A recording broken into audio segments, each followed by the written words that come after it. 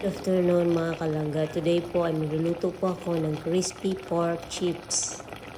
Una po, pakuluin po natin ng 15 minutes and then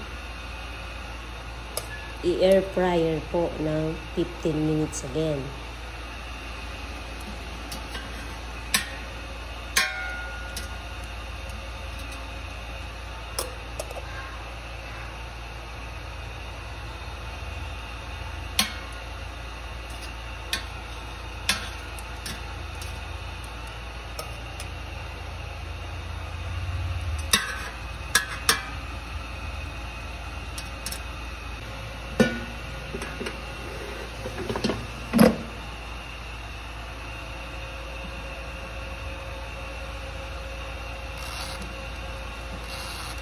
Minutes.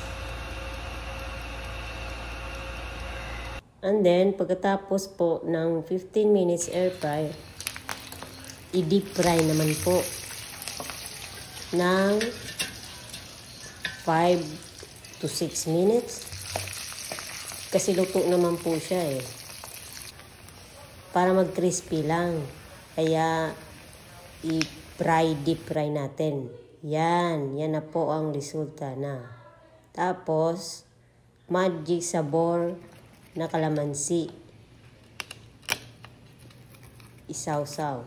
Maraming kanin naman ang mauubos natin ito.